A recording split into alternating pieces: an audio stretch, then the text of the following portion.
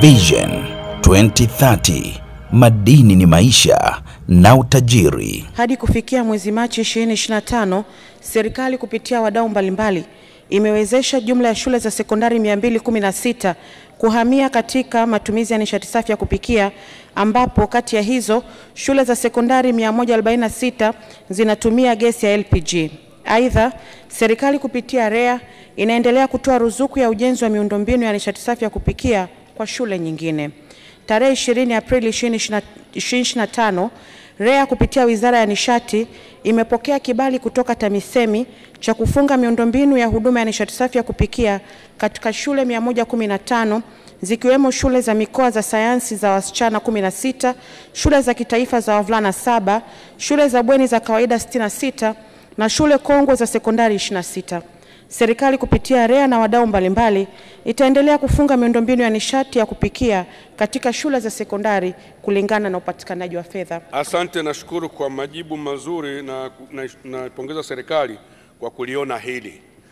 Kutokana na juhudi za kumuunga mkono Mheshimiwa Rais kuhusiana na nishati safi ya kupikia, je, serikali haioni kupanua wigo kupitia REA kutoa majiko haya, kujenga hii miundombinu ya gesi kwenye mahospitali, vituo vya afya, magereza kama vilivyofanya sekondari na shule za msingi?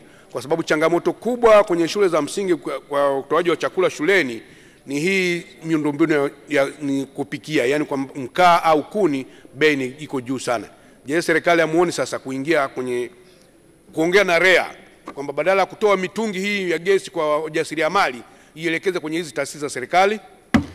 Tayari serikali inatekeleza mkakati huo. Kama mtakumbuka, Mheshimiwa Rais aliagiza taasisi ambazo zinalisha watu zaidi ya 100 ziweze kufungwa mifumo ya nishati safi ya kupikia, na tayari Wizara ya Nishati kupitia REA tumeanza kufanya hivyo.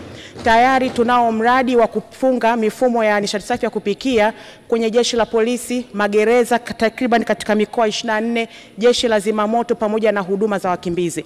Lakini hapa tunapoongea vile vile tunao mkakati na mradi tayari unaendelea wa kufunga nishati safi ya kupikia katika taasisi zilizopo chini ya Wizara ya Afya, hospitali za mikoa na za rufaa na za kitaifa takriban 21. Lakini vile vile katika taasisi za maendeleo ya jamii tunafunga mifumo kwenye vyuo vya maendeleo ya jamii takriban 13.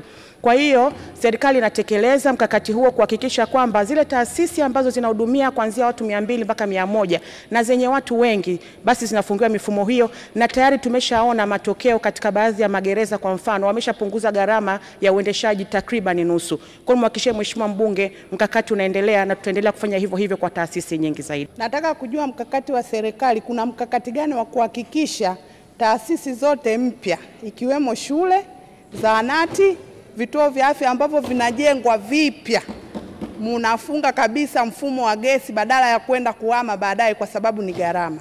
Kupitia mkakati wetu wa nishati safi ya kupikia ambao sasa tumeshaanza utekelezaji wake, kwa kweli huo ndio mtazamo ambao na taasisi wenyewe tunautazamia.